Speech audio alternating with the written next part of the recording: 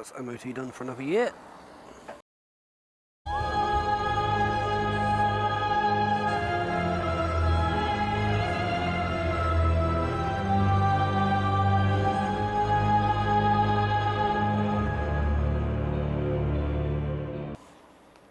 Which is good. Makes the world happy. Now all I need is for my insurance to click over tomorrow and happy. Now insurance. I know people have been ranting about insurance since the beginning of time. But I'm going to have a little rant now.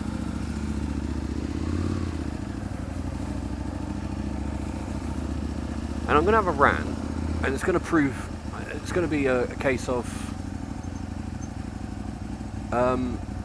check your insurance like you can't get a cheaper deal elsewhere. Because when it came up to renew my insurance,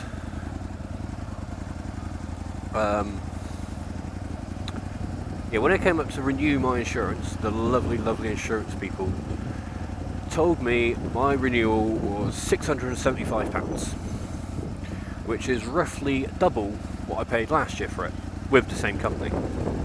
So I thought, well, fuck that, I'm not going to pay that much, that's crazy amounts. So I went on one of their comparison sites, and my insurance company was there again for £375, which is, if you can do the maths, 300 quid cheaper. And then I went on another comparison site, and it was on that comparison site for 100 quid more expensive, but still cheaper than my renewal quote from the company. Then I went on the company's own website, and it, although it wasn't as cheap as the comparison websites, was still cheaper than my renewal quote. Now, if I hadn't checked this and just gone, oh well, let's fuck it, I'll just let it renew as it is, I would have been 300 quid more out of pocket. In fact, more than that, I would have been about 400 quid out of pocket, because I choose to pay monthly, because, you know, I don't have the that income every month that I can just go, yeah, here you go, here's basically what is 400 quid, enjoy. Because I'm a pauper. Yeah, I want to know how they can get away with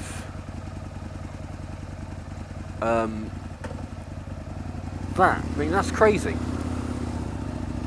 An extra 300 quid because I didn't. Well, it would be an extra 300 quid if I didn't bother checking around. And then, through a comparison website, so where you expect the insurance to be slightly more, was still cheaper than their own fucking website.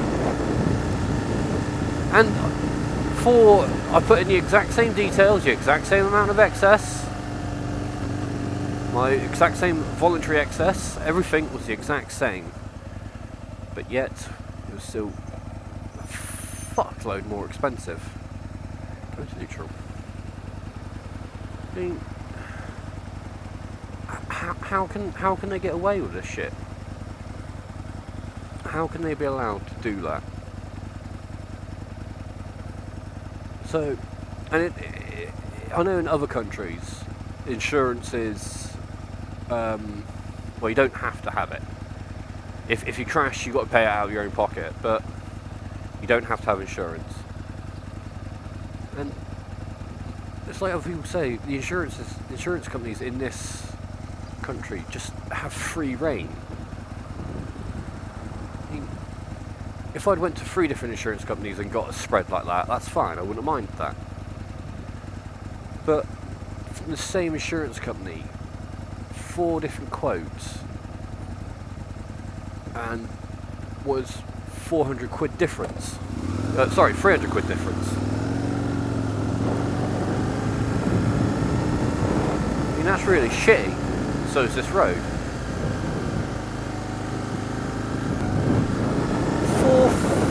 300 fucking quid difference.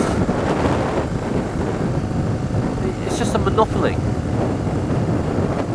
And then they're like, they were saying that they're adding stuff on there.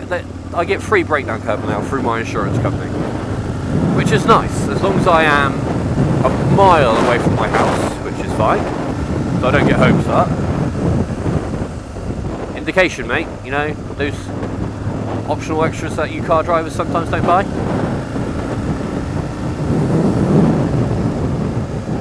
So yeah, 300, but yeah, free breakdown cover. As long as I'm a mile away from my house, they will give me they will give themselves an hour to fix my motorcycle, which I've never come across a problem on a motorcycle, or in a car, to be quite frank with you. But has stopped it driving, but has not been able to which has been able to fix in an hour. I mean, I'm sure there are little jobs out there that are like that. Go bus go, come on.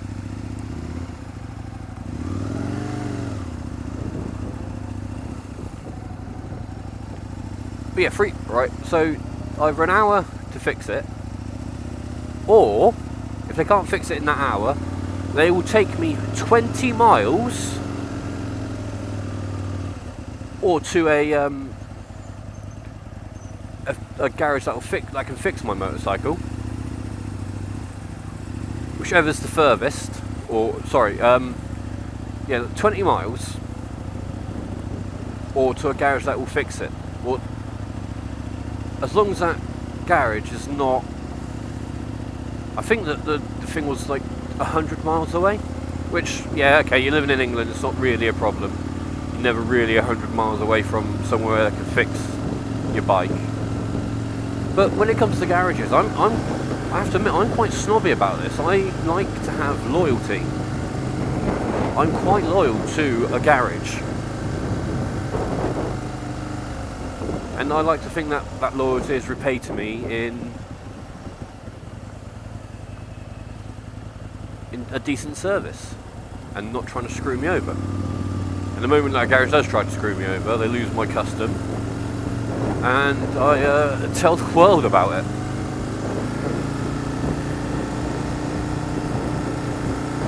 And oh, what's the other thing like that? Oh yeah, helmet and leather protection, right?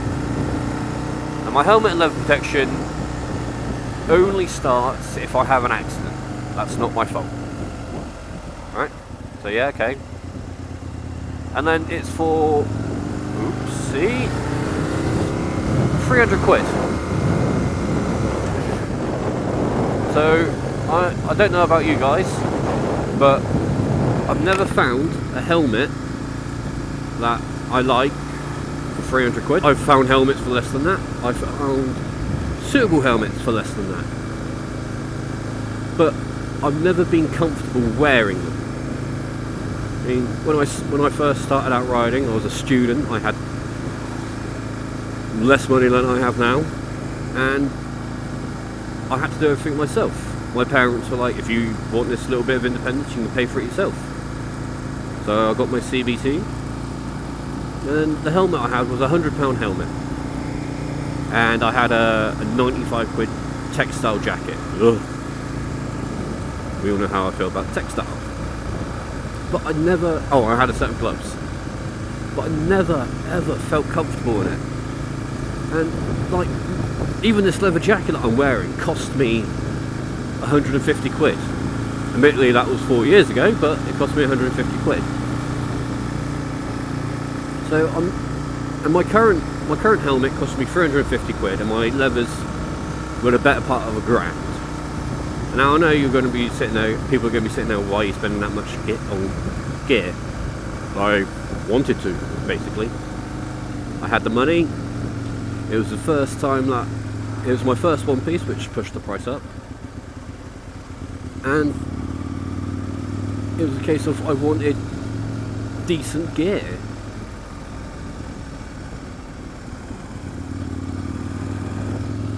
Now I got my decent gear and I'm happy with it. But if I come off and I claim through my insurance company for my helmet and my leathers, they will only give me £300. And the first £100 comes out of my pocket. I mean, yeah, I know if you say that an accident's caused and you prove it's not your fault, the opposition pays for it. And yeah, that's fine. But It's if you're going to offer something, don't offer something that's so fucking retarded. Well, and they offer, this is going to give up who my insurance company is, and you know, and people are going to judge me for using them, which is fine, but I'm poor. And they've caused me no problems in the past. They offer track day insurance. So yeah, go, track day insurance. 50% of your bike's value is your excess. 50%.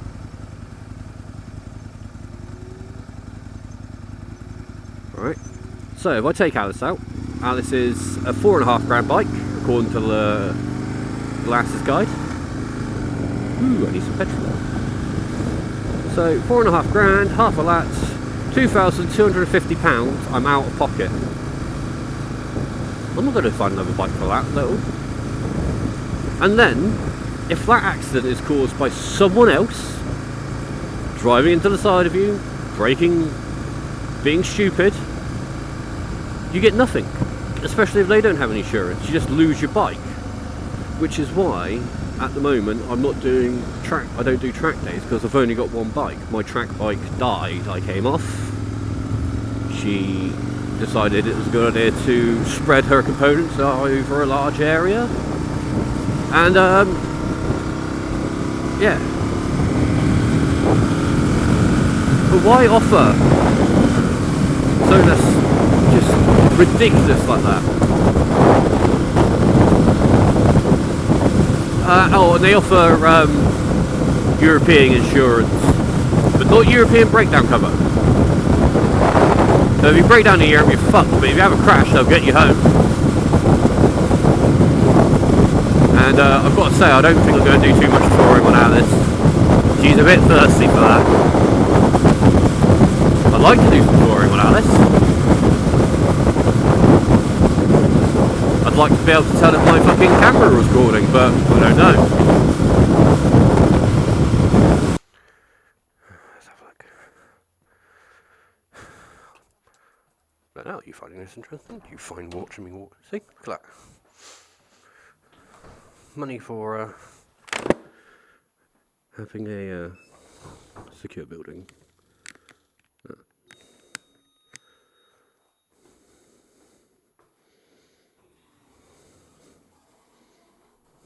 Going up. Doors closing. I know.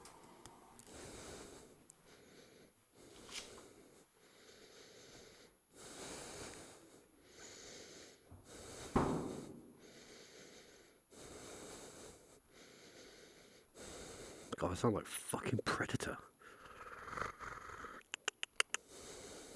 Fucking Darth Vader. Andy Cam, I am your father. See, the lights are automatic, and just pretend you don't exist. Oh well, toodaloo. I know.